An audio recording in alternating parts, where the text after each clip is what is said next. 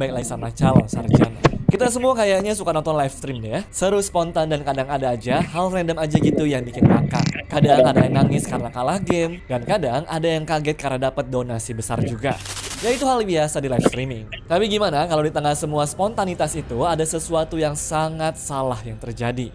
Sesuatu yang membuat penontonnya bertanya-tanya, apa tuh yang baru aja gue lihat? Sudah penasaran sama apa yang gue maksud? Hai, gue Andre dan inilah beberapa kasus live stream paling mengganggu dan mengerikan dalam sejarah internet.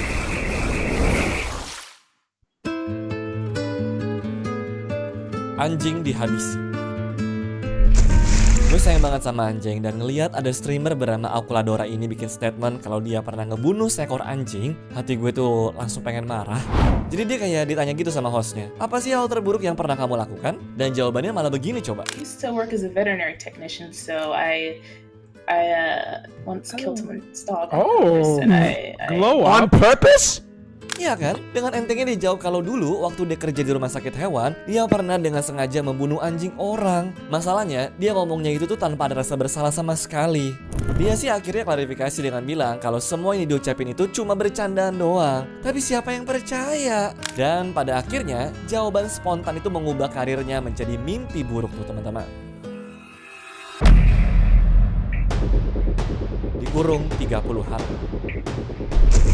Apa yang kalian lakuin waktu umur 19 tahun? Gue kayaknya masih sibuk banget main futsal deh.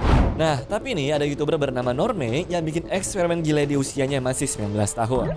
Yaitu, dia nekat dikurung sendirian selama 30 hari di sebuah ruangan kecil tanpa cahaya sama sekali. Semua ini dia siarkan live ke jutaan subscribernya. Tujuannya apa? Cuma pengen ngetes apakah kesepian total itu beneran bisa bikin orang jadi gila atau tidak. Aneh kan? Hari demi hari dia lewatin dengan santai, tapi di hari ke-22 kondisinya semakin mengkhawatirkan. Dia mulai mondar-mandir tanpa arah, lalu ngomong sendiri tentang hal-hal yang gak jelas, dan bahkan bikin suara-suara aneh yang bikin penonton jadi merinding. Ini bahaya banget sih teman-teman. Kita nggak tahu soalnya itu dia beneran kehilangan akalnya atau cuma sekedar konten doang. Apalagi model-model kayak begitu bisa banget dicontoh sama anak-anak juga kan? Tapi jangan dicontoh ya teman-teman. Penderita leukemia. Apa yang kalian lakukan kalau ngelihat ada orang yang menderita leukemia? Kalau orang normal mah harusnya kita ngasih empati nggak sih? Atau paling nggak ya nyemangatin dia lah supaya bisa menang lawan penyakitnya. Bener nggak? Cuma apa yang dilakukan sama Playmate Tesi ini sangat-sangat konyol sih menurut gue. Bukannya empati atau dengerin kisahnya, streamer ini justru tuh ngebully abis-abisan penderita leukemianya. People pay you to be ugly and bald. You're such a loser. Basically, you're getting a welfare for special needs. Ya bahkan sampai bilang kalau si cewek itu tuh jelek teman-teman dan ngeledek wignya juga. Kacau sih. Ya wajar lah kalau setelahnya tuh dia langsung jadi musuh masyarakat kan. Nah tapi dramanya nggak berhenti di situ ya. Persis 2 minggu kemudian sang ayah harus dikeluarkan dari kerjaannya tuh. Karena para penonton live streaming tadi pada ngelapor klip hinaan itu ke tempat kerja ayahnya. Ingat ya teman-teman, mulut itu bisa banget jadi senjata. Dan mungkin bukan cuma kalian doang tuh yang kena, tapi orang-orang di sekitar kalian juga bisa kena dampaknya. Jadi hati-hati ya ke depannya kalau mau ngomong ya nggak benar, oke?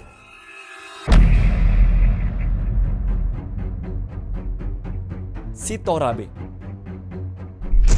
Mau tahu bahayanya nyetir sambil main handphone? Nah, mending kita lihat langsung aja teman-teman apa yang terjadi sama streamer asal Rusia bernama si Torabe ini nih. Jadi, dia sengaja live sambil OTW ke tempat kerjanya. Nah, tapi waktu nyetir, fokusnya kebagi tuh jadi 2. Antara ngelihat ke jalan sama ngelihat komen yang ada di handphonenya.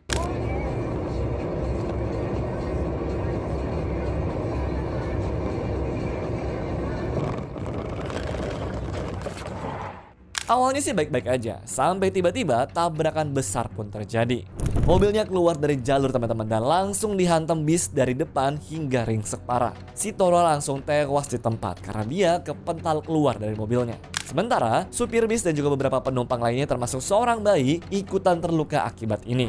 So, gue ingetin sekali lagi ya, jangan pernah kalian tuh nyetir sambil sibuk main handphone ya, apalagi sembari live streaming, oke? Kebakaran hebat. Siapa yang nyangka sih cuma karena api dari korek doang bisa bikin jadi kebakaran besar? Nah itulah yang dialami sama seorang streamer Jepang bernama Daisuke.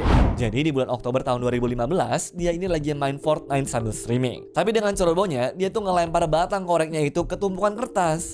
Aduh, nyesel sih ini pasti orang. Ya soalnya teman-teman, apinya itu tuh gede banget tiba-tiba. Dan dia juga bingung gimana matiinnya.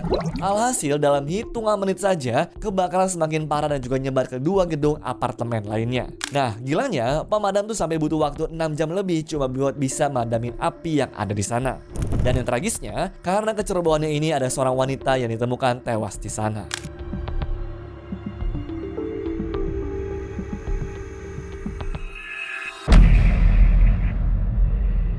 Dibuat pingsan. Redimto atau lebih dikenal sebagai orang yang suka live streaming di luar gitu sembari ngobrol-ngobrol aja, dan kabarnya sudah tinggal di Amsterdam, Belanda sejak tahun 2009. Pokoknya dia itu live dengan tujuan biar penontonnya belajar budaya Belanda, lalu belajar bahasa lokal dan hal-hal seru lainnya yang ada di sana. Cuma tiba-tiba ada orang mabuk yang nyamperin dia tuh lalu mencekik lehernya sambil bilang akan membunuhnya. Yeah, I'm live on Twitch. I'm on the floor, and I'm gonna kill this motherfucker if he's gonna do it. Oh God, let go of me, man. Let go of me. Let go of me. No, seriously, man. Let the fuck go of me. Kameranya aja sampai jatuh tuh, dan kita cuma bisa dengar omongan mereka. Untungnya mukanya pelaku berhasil terekam, sehingga masalah ini tuh langsung diurus sama pihak kepolisian. Dan yang lebih penting, Redimto tidak kenapa-napa ya. Yeah, I'm live on Twitch. I'm on the floor, and I'm gonna kill this motherfucker if he's gonna do it. Oh God, let go of me, man. Let go of me. Let go of me. No, seriously, man. Let the fuck go of me.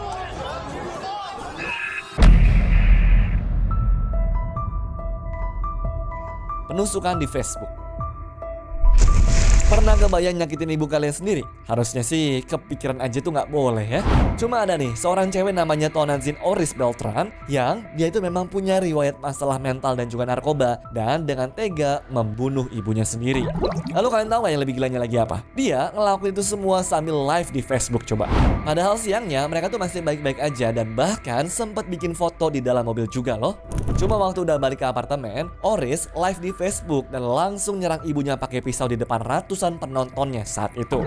Meskipun banyak orang yang sudah sempat telepon polisi, tapi sayangnya waktu mereka tiba di sana semuanya sudah terlambat. Pihak Facebooknya jelaslah langsung menghapus video itu. Tapi buat mereka yang sempat menonton live-nya, bagaimana teman-teman? Kayaknya traumanya bakal sulit untuk dilupakan ya. Petak umpet.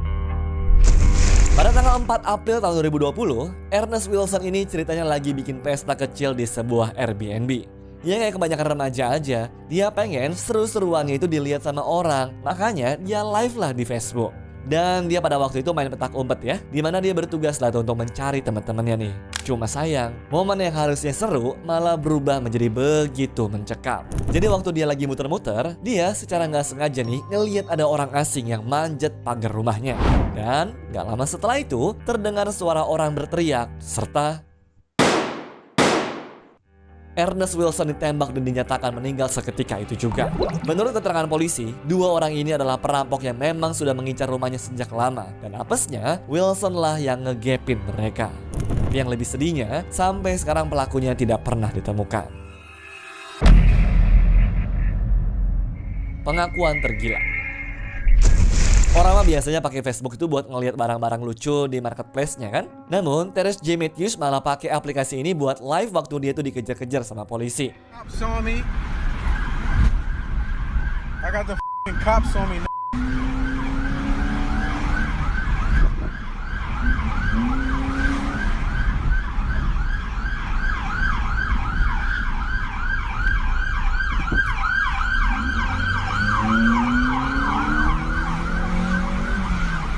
Ada yang bisa nebak gak kenapa dia dikejar polisi? Ternyata dia tuh habis membunuh nenek dan juga adik dari kekasihnya sendiri. Untungnya saat itu mobil pembunuh ini nabrak tiang. Dan akibat perbuatan ini, Terence mengaku bersalah atas 3 pembunuhan serta dijatuhi hukuman 60 tahun penjara untuk masing-masing korbannya.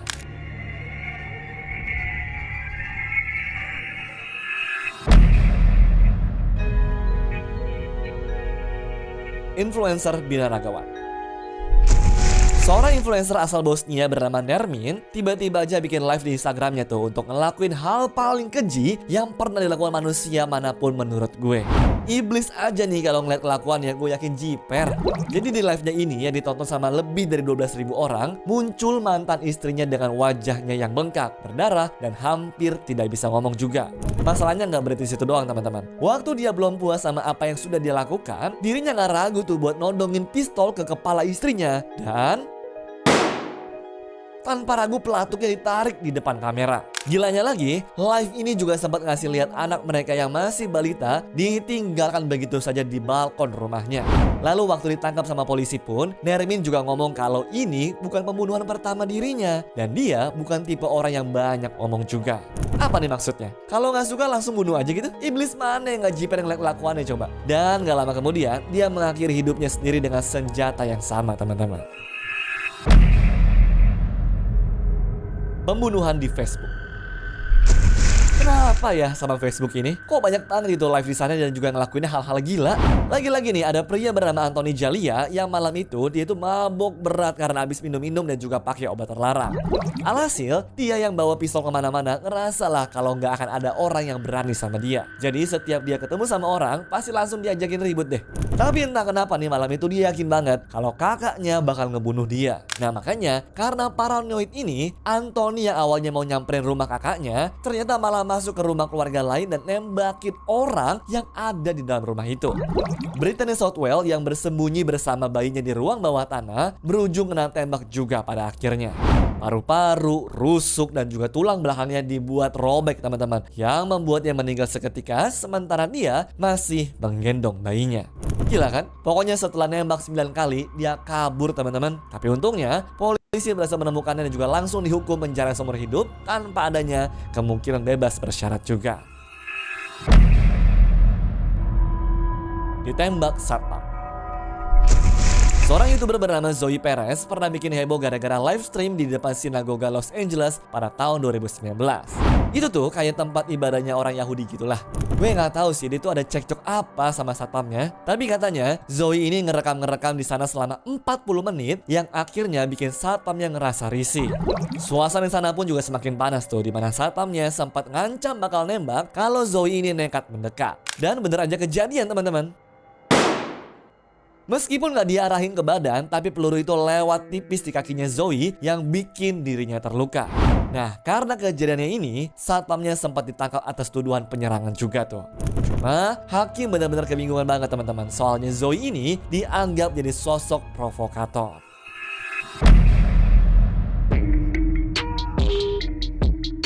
Prentice Robinson.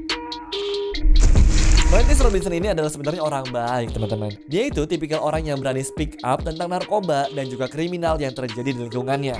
Senjatanya dia bukan pistol ataupun pisau, tapi Facebook Live. Setiap hari dia tuh pakai kamera buat nunjukin para pengedar dan juga bikin malu pelaku kriminal di sana. Tapi sayangnya, keberanian ini harus dibayar mahal karena dirinya berakhir jadi punya banyak musuh juga. Pada tanggal 26 Februari 2018, setelah melapor ke polisi soal HP-nya yang dicuri, Prentice langsung live lah tuh sambil jalan kaki sembari cerita-cerita tentang bobroknya lingkungan tempat dia tinggal. Namun, beberapa menit kemudian tiba-tiba nih ada seorang pria yang nyamperin sembari nodongin pistol. Dan gak lama setelah itu, 4 tembakan teman-teman langsung bersarang di badan si Prentice yang membuatnya meninggal seketika. Keesokan harinya pembunuhnya itu menyerahkan diri dan juga didakwa pembunuhan tingkat pertama. Motifnya tidak pernah dijelaskan, tapi banyak yang percaya kalau Prentice ini dibungkam karena terlalu berani membongkar dosa orang-orang berbahaya yang ada di lingkungannya. Kampanye tragis. Menurut kalian, pemilihan gubernur Indonesia itu udah rusuh? Di Meksiko jauh lebih ngeri. Bayangin deh, kandidat wali kotanya yang awalnya itu lagi kampanye sambil nyapa para pendukungnya, tiba-tiba suasana itu berubah menjadi seperti neraka. Ada lebih dari 20 suara tembakan yang bikin massa panik, sementara kameranya tuh masih live teman-teman. Jadi kameranya bener-bener ngerekam saat orang-orang tuh pada tumbang, termasuk si wali kota itu sendiri. Dan tahu nggak yang lebih mirisnya apa? Putrinya yang juga ikut kampanye saat itu tewas di tempat. Sementara 3 orang lainnya di sana tuh dibuat luka-luka. Dan buat kalian tahu, ternyata 3 tahun sebelumnya suami si wali kota ini juga mengalami hal serupa. Berarti udah jadi pola di Meksiko kali ya. Kalau bandar atau saingan gak suka sama lawan politiknya, bisa-bisa langsung dihilangin begitu aja kali nyawanya ya. Gila sih ini. Anyways, cukup sampai di sini ya guys video hari ini. Sampai jumpa di video selanjutnya. Dah.